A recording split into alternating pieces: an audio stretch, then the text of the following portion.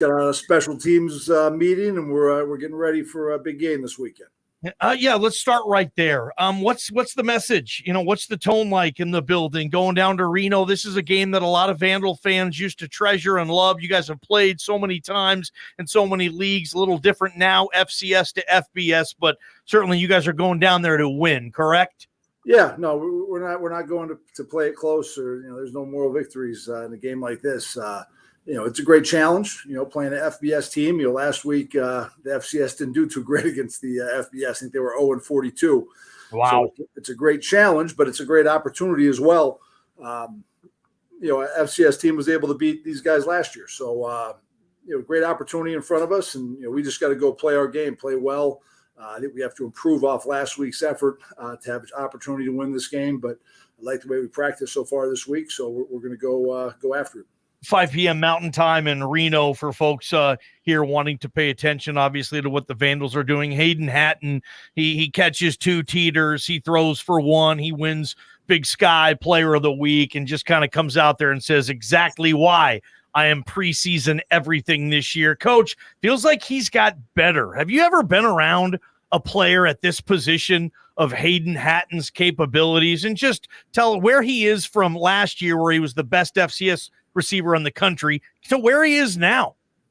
Well, I think he's made very refined gains. I think when you become a really, great player, it's tough to get that much better, where when you're an average player, you have a lot more room for improvement. But I think he's continued to grow as a student of the game, gotten better with understanding our offense, being in the second year and, executing at a high level. And, certainly it was great. That's what you need to see. You need to see, your guys who you're expecting to, your kind of heralded guys step up and play the way you expect them to. And it was great to see him play that way, to see, Anthony Woods play really well and have a great game, to see Marcus Harris have an interception. So you need that. Then you need some other guys to step up who who aren't household names, who weren't great players. And I thought we had that last week as well. Coach Eck, you opened up this interview. I mean, one of the comments that you said was, we need to get better. And a lot of coaches, every coach says that, especially early on in this season. But specifically, after you watched that tape, after you got home, nice, comfortable victory, but you're always looking to get better. Where? Well, I think running the ball on offense, we got to block better. Even on our the back had a 93-yard run, which was, the second longest run in school history. We didn't block it that clean. He was able to make a lot of guys miss. So it's the O-line, it's the tight ends, it's the receivers, when they have to come in and crack a safety. It's the quarterback carrying out fakes, and holding guys afterwards. I think we got to be more consistent running the ball. On offense, we got to be better with our ball security. We lost the turnover battle against Lamar 2-1, and you're going to struggle to beat really good teams or beat FBS teams if you do that. And part of that is we got to create more turnovers on defense than the one we got last week. I think we got to tackle in space better. Both our DBs and our linebackers, we had a few missed tackles, which isn't too uncommon in a first game just because, we didn't tackle a ton in training camp, trying to keep guys healthy. But we got to tackle better. And we got to be better on special teams. I think we got to play cleaner on special teams and execute because I think they do a nice job with their special teams. You joked, I think, that the FBS was 42-0 against the FCS last week. That's a true stat. That's a true stat. Wow. Okay, that's scary. And college football is changing. And we know the obvious answer to this question. But what is the biggest difference in college football today? I know it's talent. But as you guys look and analyze this deeper, because I'm not sure, the gap between the Boise States and the Washingtons of the world were pretty obvious last week. And now we're finding out there might be a gap between like the Nevadas and the Idahos of the world. What do you see when you see on film in terms of these gaps? Well, I think the number of transfers, the FBS to FBS transfers that you used to not have. You look at the Nevada depth chart, and you see USC transfer, Oregon transfer, Cal transfer, starting quarterback. It was a Colorado transfer. You see that Utah transfer. You see all these guys show up that you wouldn't be able to get in the FBS.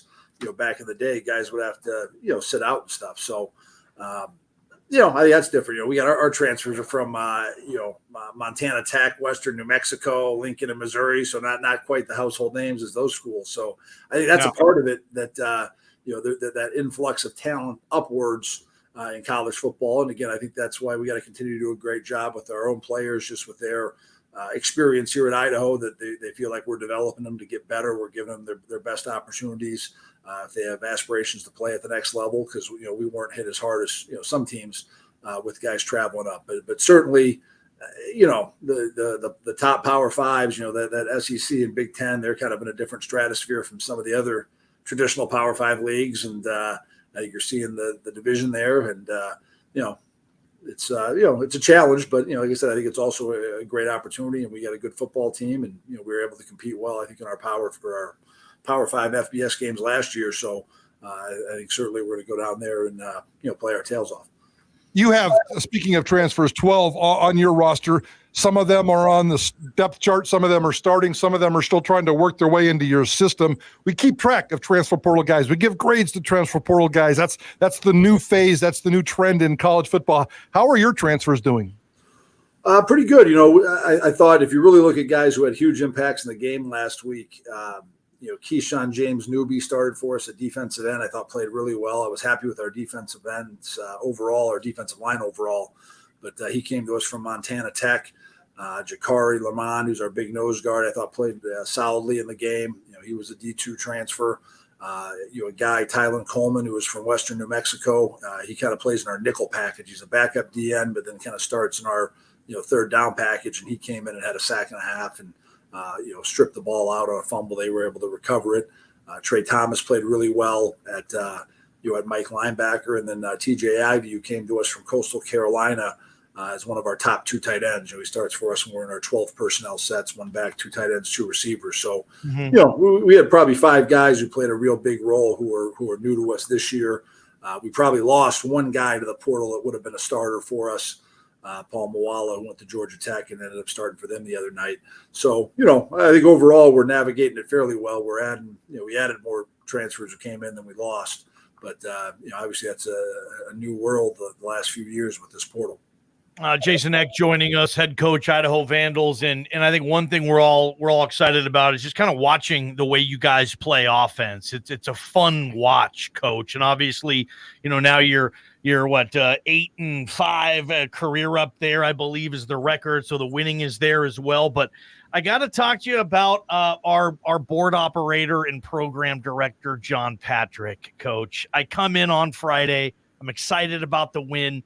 And JP says, what the hell was Eck doing calling a wide receiver pass trick play when they were up 28-0? Why the hell didn't they save that for a moment this year when they'll need it? So thousands of people listening and watching this right now, what do you have to say to our program director, John Patrick, on that, Coach Eck? I'd say a couple things. One, I think part of the reason, that we rep those plays a lot, we practice them, but you want to run that stuff so people have to prepare for it, because every time they spend working on trick plays, and a lot of those plays, you're not going to run again that year, or, maybe you'll dress it up. You don't run them all the time, but people spend time on it. People will work on that, and that's less time they're spending on your base offense. And the kids love them too. I think those are things the kids have a lot of fun with. I think it adds to the, you talk about keeping, morale high with your player. Those are fun players. I think sometimes the guys get disappointed if you rep something all, that worked against our defense in practice too. You rep that something all the time. You had it ready for the game.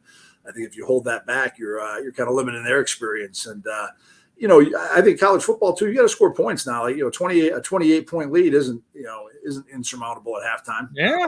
I was happy we came back and, took a 35-0 lead and then 42-3 lead, because, college football's changed that way. You got to score points to win, man. I think if you're not scoring 40, I think it's tough to say until very late in the game that you're not in position to win that game. So yeah, you got to be aggressive, and trust me, ball game, we have plenty of others that we have saved up for other situations. So we're not going to run out. The well's not going to run dry on those. Thank you. That's what I told him. I heard Travis Kelce say, tight end for the Chiefs, about a week ago. He said Andy Reid is so good, so gifted at play calling, that Travis Kelce said Andy Reid could get his dad open for a first down in an NFL game. He said Andy Reid could scheme my dad open. Coach, could you scheme my partner, Michael Forrest Prater, open to get a first down for the Vandals? You be confident in that? we'd probably really have to stretch the rules with the picks that we had to get him open versus man coverage. But I think he's got soft hands, so I think we could probably get him like a 5-yard route with like 2 picks on a third and 4 to get 5 and fall down and get a first down. Yeah. It'd be a group effort. It'd be a group effort. Now, our offensive coordinator, Coach Schleissner, he does a great job with that, and we have a great. We're on the same page with a lot of our base theories on how we attack people, and our offense is very flexible for that. And I think we build on it where the kids can play fast because we do a lot of the same things over and over. We just try to dress them up so they're different to the defense. Let's get after Nevada and Reno this Saturday, 5:00 Mountain Time, Idaho at Nevada. A lot of folks in Boise probably going to drive down and make the trip. Hopefully there's a large contingency of the Vandal gear in Mackey Stadium. Coach Eck, always appreciate your time. I know you're running on the practice field right when you get out of this interview, so thank you very much, and let's go get them, bud. And all those Boise fans, if you want to get a sneak peek at Nevada, tune in and watch it as well. You can get a little advanced scouting for the Mountain West Conference season. I appreciate it. You're such a good guy, Coach. Yes, hooking Boise State fans up as well. Go get them. There's Coach Eck right here on Idaho Sports Talk. Prater, I would love if we could somehow, some way get that together where you get in uniform and you let Eck and Schleissner try to use you to pick up a first down. They said a double pick, Prater. That's what's getting you open. Not going to happen, Ballgame. Not going to happen. All right. Blind Appeal, College Football Hour. We will continue with you. How about a no-brainer, brain scratcher edition? And don't forget, we love our video segment each and every day, and it's brought to you by the Dollar Loan Center. 16 Dollar Loan Center locations are coming to the state of Idaho. So visit don'tbebroke.com and apply online for up to $5,000 for a limited time. Your first loan is even free. Don'tbebroke.com. Prater in the Ballgame, Idaho Sports Talk, KTIK, The Ticket. From the Beacon Plumbing Traffic Studios, this is Ticket Traffic. Report brought to you